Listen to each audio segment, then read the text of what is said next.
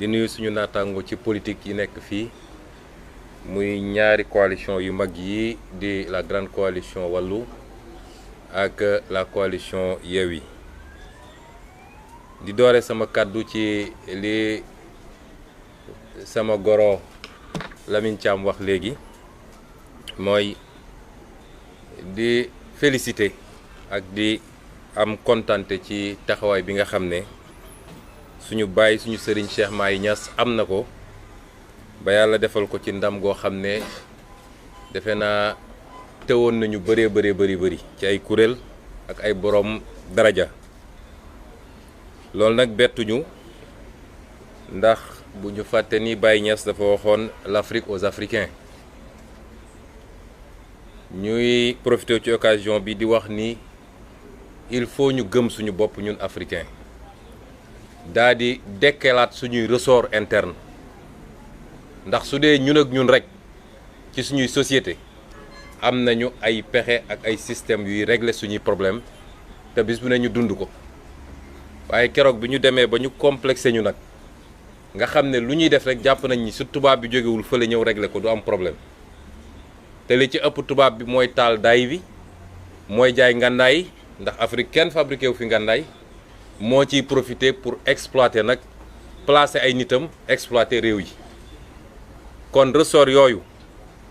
tey Cheikh Mahi def ci lu rëy a rëy Cheikh Ahmadou Bamba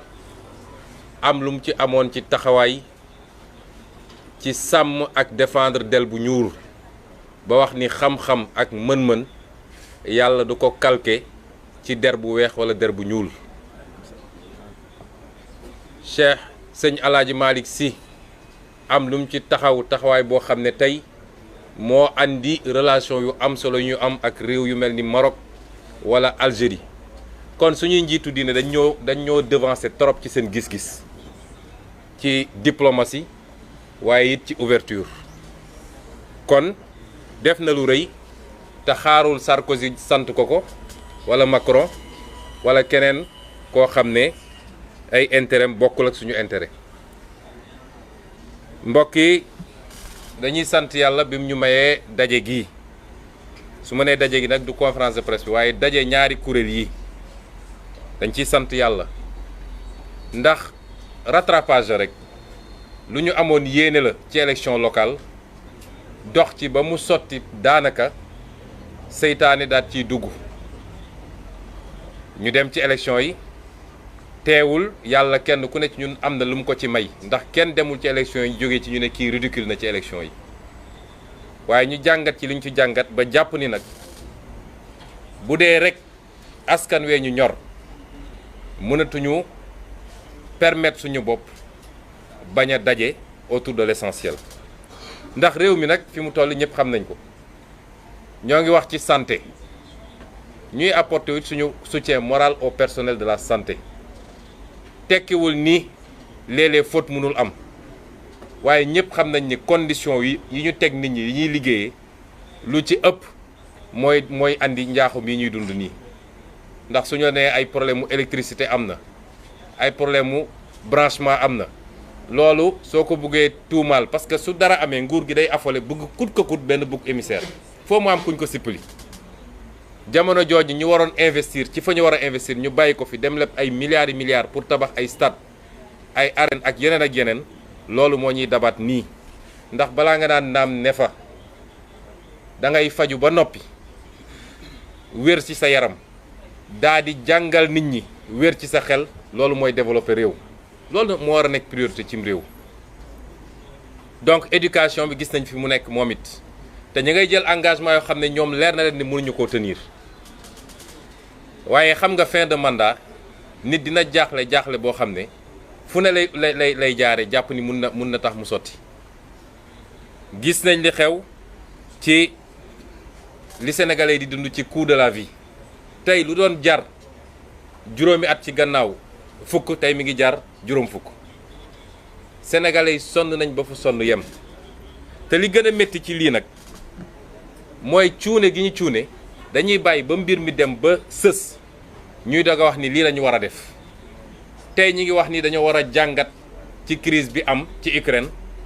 ba fexe ba am créer suñu autonomie loolu 12 ans xaw ma moom mi ngi fi 10 ans mi ngi fi kañ la ñu diggoon autosuffisance alimentaire autosuffisance en riz 2017 la ñu waxoon tey ñu ngi 2022 lañ doon jéggaani ci ceeb moom la ñuy jéggaani ba léegi jàpp ni nag sénégalais yi fàtte nañu loolu bi pandémie bi egsee amuñu woon sax benn centre boo xam ne mun na accueillir ay nit ñu isolé leen ñu ne waaw crise bi dañ cee war a jàngat ba defaraat suñu système sanitaire ba ñu génnee ci crise bi la ñu fàtte loolu lekk nañu 1000 milliards yi séddoo ko fa la affaire bi yem saa su dara xewee tey jii ak guerre bi am Ukraine ñëpp xam nañ impact bi muy am ci produit yëpp ñu naan lii dañ cee war a jàngat ba développer suñu agriculture développer suñu industrie moom daal su situation amee ba fitna taxaw rek lay fàttaliku ni lii waroon nañ koo def gis nañ tam ni am na luñ ñu bëgg a imposer te ñëpp teg ci seen bët muy ngóor jigéen muy musiba boo xam ne yàlla alag na ci ay peuple entier waaye ñun ñii toog fii ñëpp bu doon ngóor jigéen mooy dox dëgg-dëgg kenn ñun du fi ne loolu dafa àndul ak lu xel mun a nangu ña ko def seen société ba gis limites yi tey ñoom ñëpp ña ngay màgget te kenn bëggatul am doom ñu ne kon nañ leen nax ñoom ba imposer leen ko benn mooy nañu bàyyi jur ñaar nañu fexe ba ñëpp nekk góor jigéen loolu nag dama bëgg mu leer ci bopp sénégalais yi Macky Sall dafay porter agenda góor jigéen te li ko firndeel mooy déposer loi assemblée nga ne kenn du ko fi voté loolu kay amul leen luñ ciy lam-laame loolu lay défendre loolu lay porter moo tax bi muy wax dafa ne notre société n'est pas encore prête ça veut dire que il faut ñu préparer ko ba bis bu paree nag dinañu am ay défilé góor jigéen fii ay gay parade ak yeneen ak yeneen loolu mooy programme Macky Sall ñu ne donc inondation ñu ngi koy commencé waat tudd te nee nañu def nañ ci ay milliards yu ñu suul tey ragal nañu at wi ak li ci météo annoncé ci taw bi fi mu war a toll ñëpp a ngi ragal keroog xaw naa ci wiis rek gis ngeen tey bañ a seen nit ñaa ngi ci biir ndox mi kon réew mi foo laal mi ngi métti ñu wax nag ni moom dafa amoon objectif waaye liir naa ci interview bi mu mujjee joxe ci ay mbokkam parce que yéen du ngeen mbokkam moom mu neen ko am ci moom waaye li mu wax ci interview bi dafa ne dans un pays dans une démocratie il faut une opposition forte l'essentiel mooy na exprimer dans le cadre de la République kon jóge na ci réduire l'opposition à sa plus simple expression ba nangu léegi ni opposition bu forte am na Sénégal loolu benn la waaye loolu introduction la opposition boobu nag nga xam ne mooy opposition bu forte bi moo nekk tey seen kanam yéen di waxtaan ak yéen ñu ne ñëw nañu pour ànd dañuy waxtaan wax dëgg rek ànd bi yombutoon ndax suñu nee ñun ñii ñëpp ñoo bokk gis-gis à 100% ñoo bokk yëg-yëg à 100% ñoo bokk ay objectif à 100% bu boobaa dañoo wax lu amut loolu bu ñu ko waxee rek wax nañ lu amut ànd bi ay acteurs politiques ñoo ko ànd biir coalition bu ne nag kenn ku ne am nga sa gis-gis ak sa ambition waxuma laa ay coalition bu ñu dajee parce que léeg-léeg Sénégalais dañuy interpeller ci loolu waaye bu dee dañoo ànd ak loolu yëpp ñu gis ni am nañu ay gis-gis yu bokkul am nañu ay personnalités yu bokkul am nañu ay programme yu bokkul am nañu sax ay agenda yoo xam ne mun na bañ a bokk waaye ànd ak loolu yëpp ñu ne tey dañuy ànd kon nañu xam ni sacrifice lañu def pour Sénégal parce que réew day am fu mu toll dafay laaj nga def sacrifice ñun ñii ñëpp nag sacrifice lañu def pour Sénégal parce que objectif bi ñu tax a jóg moo ëpp solo suñuy personne ñun li ñu tax a jóg mooy question bi ñuy laaj sénégalais bu ne ndax pare nañu pour bàyyiwaat Macky Sall mu toog fi ay ati at waxuma la juróomi at de ndax moom mandat à vie lay viser ndax pare nañu pour bàyyi fi Macky Sall mu toogaat fi ay ati at wala est-ce que sénégalais yi doyal nañu sëkk nag ci Macky Sall nga xam ne foo laal échec la ñu jëlee ko fi ci anam yu gën a rafet parce que lii muy def nii la chance d'arriver à une alternance démocratique et pacifique la fi bëgg a jëlee moo tax ñiy wax waxu fitna nañu wax fan la fitna bi jóge dama ne président Senghor nekk na fi 20 ans bi mu commencé def ouverture démocratique musul tere kenn mu nekk candidat te xam na ni Ablaye Wade menace la woon ci moom Abdou Diouf nekk na fi 20 ans xam na ni menace am bi gën a rëy mi ngi woon ci PDS musul tere Ablaye Wade nekk candidat bu ñu amaan problème sax ba ñu jàpp Ablaye Wade balaa élection nañ ko bàyyi mu nekk candidat Ablaye Wade nekk na fi 12 ans 2007 ñëpp ñi ngi doon wax ni Idrissa Seck menace la te mu amoon fu mu ko jàppe waaye bàyyi na ko balaa élection mu génn candidaté dem nekk deuxième ci menn Macky Sall la ñu mës a gis Sénégal président egsi ne adversaire du am ci réew mi ba tax mu def li mu def Khalifa Babacar Sall ba tax mu def li mu def Karim Wade foog ni nag loolu mën na ko wéyale loolu la ñu ne fitna gi foofu la jóge fitna gi foofu la jóge te suñu buggee seet fitna dëgg ku bëgg a àtte da ngay seet ki tooñ nga jàpp ci loxo bi mais Sénégal am na ñoo xam ne jàpp nañ ni ki yor nguur lu ko neex rek mën na koo def peut-être conception bi ñu am ci buur bu njëkk ba ñun nekkatuñu ci nguur nekkatuñu ci royaume ñun dañoo nekk ci république et c'est le citoyen qui décide. Est-ce que c'est trop demandé qu'on organise des élections libres, démocratiques, transparentes avec tous les candidats qui doivent candidater et que les Sénégalais choisissent ku leen ci doy loolu c'est trop demandé dans un pays laajuñu lu dul loolu de jamono jii Khalifa Ababacar Sall mi dafa waroon nekk ci liste bi Karim Meïssa Wade dafa waroon nekk ci liste mais menn Macky Sall moo ne ñii duñu nekk ci liste est-ce que loolu mën na wéy ba 2024 mbër dëgg da ngay ñeme li ngay def mooy adversaire ak nu mu munti toll yow wóolu nga sa bopp wóolu nga sa doole nañu ñaan rek compétition bi jaar yoon arbitre bi doxal règlement loolu rek la ñu soxla lii fi toog nag laajuñu lu weesu loolu moo tax ma ne gannaaw gis ni nag mu nañu ni bokkuñu lépp ndax suñu bokkoon lépp ñooy bokk parti politique mais bokkuñu lépp mais coalition même dans les plus grandes démocraties dafay am écologistes yi dañuy ànd ak socialistes yi ànd ak nu mu tudd communistes yi libéraux yi ànd ak ñeneen loolu mooy àdduna waaye nag ànd bi am na lu ñu waxul ci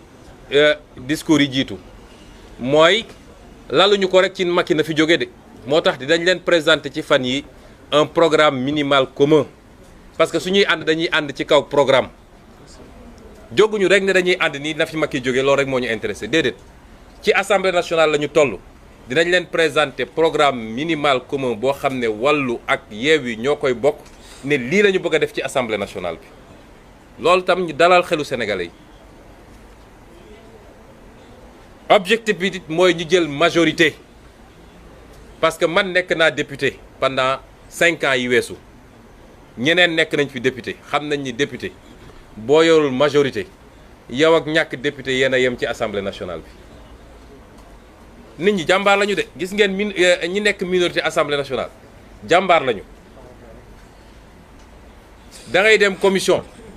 xam nga suñu demee sax plénière caméra yaa ngi fi Cheikh sëñ Abdou xam na li ma wax mais commission amul caméra amul dara fa la ñuy jóg dinañ la saaga li ma bañ a tudd dinañ def lu ne boo fa tàngee xol di nga fa xeex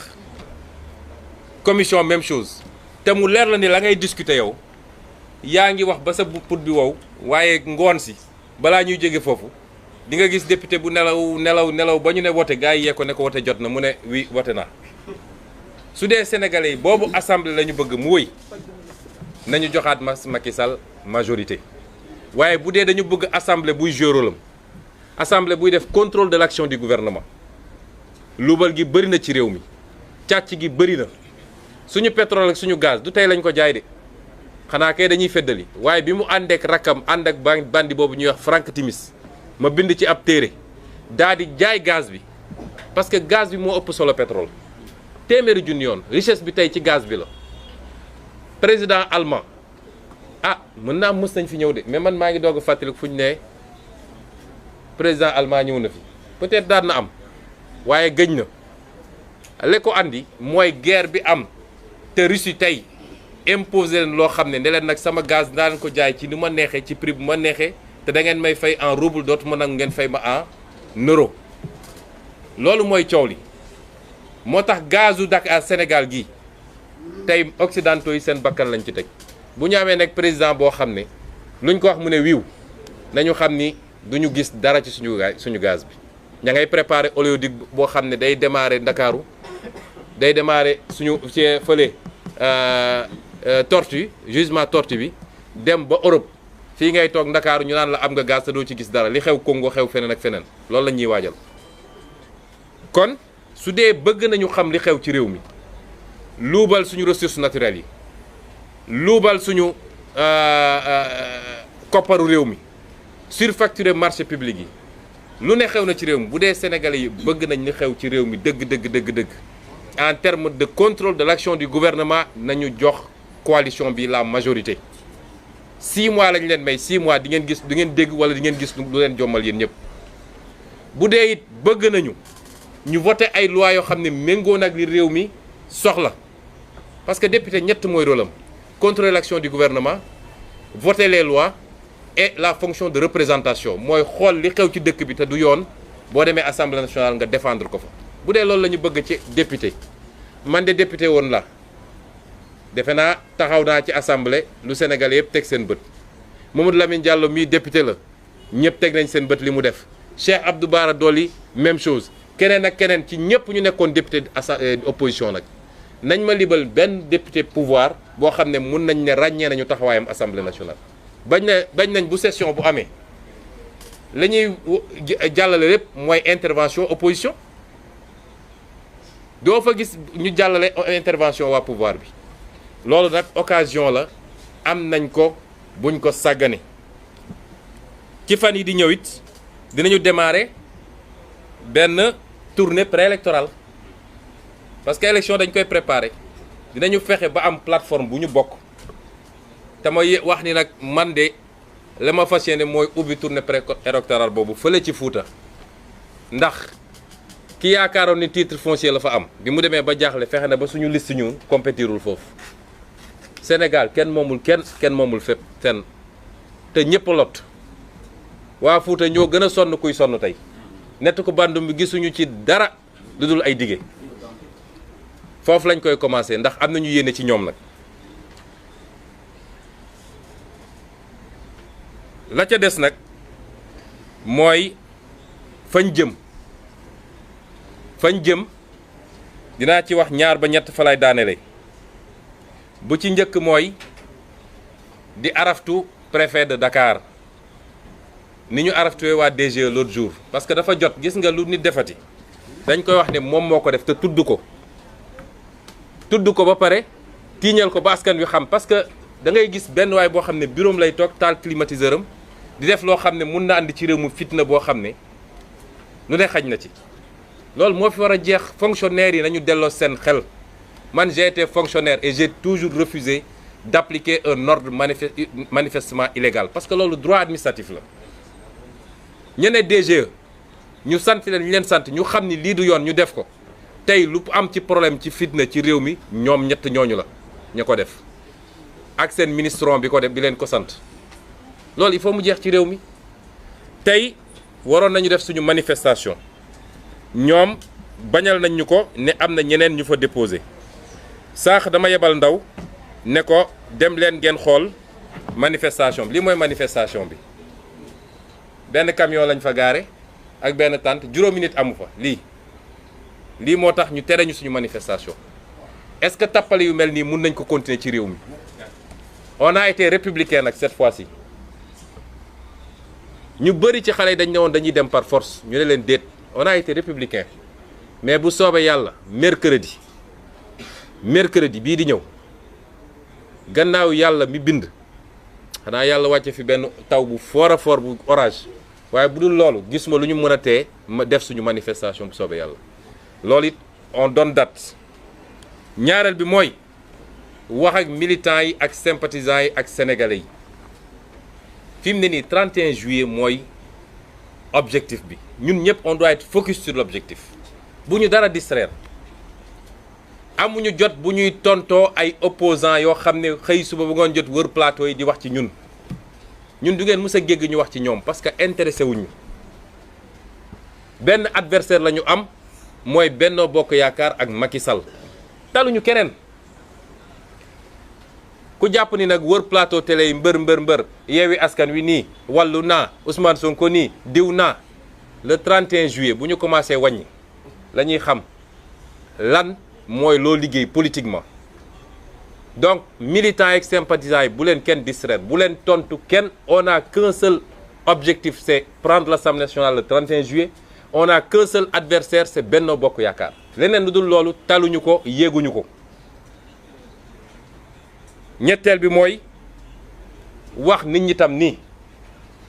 investiture fépp la métti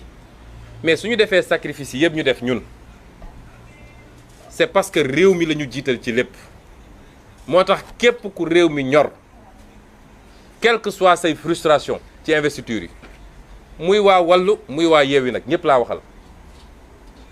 ku bëgg a liggéey réew bi rek loolu rek la tax a jóg bis bu ñu yeggee fi ñu war a yegg kenn ku ne di nga am lu la doy ci liggéey waxuma séddoo gâteau de waaye kenn ku ne dinañ la jox lu méngoog sa capacité te di nga am lu la doy ci liggéey mais suñu nee 165 députés rek ñëpp ñu sommes des milliers ñëpp mënuñ cee ne kon bu dee dëgg-dëgg réew mi moo ñu ñor te ñëpp d'accord nañ ni Macky Sall lajj na ñëpp remobiliser wu autour de l'essentiel ñu commencer une pré-campagne comment préparer une bonne campagne 31 juillet ñu pare ak Macky Sall ñetteel bi may daanelee mooy la justice de ce pays conseil constitutionnel parce que li nit ñi di laaj nag jaaduwul de c'est-à-dire li dal tey Benno Bokk Yaakaar bu doon dal na beneen coalition tey kenn du wax am na ñu fi éliminé parce que nee nañ seen parrainage matul moom bi parrainage am ëppee ñu ne kenn du ko fi éliminé nga dégg ay nit naan waaw jàmm réew mi mooy nañu fexe ba liste yëpp dem loolu la justice est par terre la justice ne doit pas fonctionner comme ça te président conseil constitutionnel annoncé na la couleur ndax bu ñoom nga xam ne kenn mënul fexe ba ñu wax bu demee ba di def interview dem def ko nag ci seen journal naan ay équilibre rek ay nangam ñun Yewwi Askan Wi on est demandeur d'aucune compromission li ñu wax mooy que le droit soit dit et uniquement le droit et le droit ce qu'il dit c'est que Benno Bokk Yaakaar warul bokk ci élection bi il faut que loolu mu leer parce que leneen lu ñu def compromission la compromission bi nag bu dee seen diggante la ñoom ak conseil constitutionnel ak ministre de l'intérieur boo xam ne foog na ni moom ñor na muus na ba di def ay manœuvre ne naa def lii ci liste Yewwi Askan Wi bu ko defee mu doon porte de sortie pour le conseil constitutionnel mu ne naa récupérer ñëpp Yewwi Askan Wi n'est demandeur d'aucun compromis à fortiori compromission waxuñoo kenn seetiwuñu kenn recevoir ñu kenn fa ñu toll fa ñu nekkoon la ñu nekk mooy duñu nangu ci réew mi ñu imposer ñu écarter suñu liste lu dul dëgg loolu kenn du ko nangu ci Sénégal waaye li ñu wax mooy on exige du conseil constitutionnel qui applique la loi dans toute sa rigueur et cette loi dit que Benno Bokk Yaakaar warul bokk ci élection bi loolu mooy suñu revendication lii la ñu bëggoon tënk ci wax ji di féliciter ñëpp nag sànq bi waa Wallu di introduire dañu wax ni c'est Wallu qui est venu vers Yewwi déedéet dañoo dox daje parce que ñun ci suñu bopp dañoo amoon yëg-yëg boobu ak yitte boobu waxtaanaat ci ba jox président conférence des leaders jox ko mandat pour mu def les démarches pour jege si waa Wallu ñu toog waxtaan te yàlla def na ko ñu ngi ciy gërëm suñu borom ñu xam wax sénégalais yi ni seen espoir moo tax ñu def lii ñu def di ñaan yàlla mu mottali ko ci ni mu gën a rafetee mooy premier acte bi doon le 31 juillet ñu jëlaat suñu réew ñi war a compétir yëpp compétir sénégalais yi tànn ci seen teefu bakkan seet ku leen doy may daaneel nag di wax ni Macky Sall fileeg mi ngi ci bopp Sénégal stabilité bi nit ñi bëgg du am parce que Macky Sall nitu fitna la nit la boo xam ne day mat laqatu ci suuf di ëf day yónni ay nit ne leen dem leen saagal ma bu génnee taxaw ne jub ñu naan ay akamoo yaru man nag nit bu mel noonu am na nuñ koy tuddee tant que nag mi ngi ci bopp réew mi démocratie Sénégal dina sooxe fitna dina fi bëri jàmm dina fi néew kon loolu mooy combat bi ñu bokk ñun ñëpp di woo Sénégalais yëpp le mercredi 8 mai dañu bëgg mu doon rassemblement boo xam ne ci analu Sénégal le 8 juin ci analu Sénégal rassemblement bu ni mel kenn mësu koo gis ci ay nit yu teew xam nañ ñu bëre ngi doon wàcc ci région yi di duy ay car ñu yégal leen ni bu tey bi dañoo bëggoon a respecter suñu digganteeg li nga xam ne mooy yoon moo tax defuñu ko waaye bu mercredi mooy dàq bu soobee yàlla jox nañu encore un peu plus de temps de préparation. Nous voulons des milliers, des dizaines et des dizaines de milliers de Sénégalais à la place de l'Obélisque. Je vous remercie.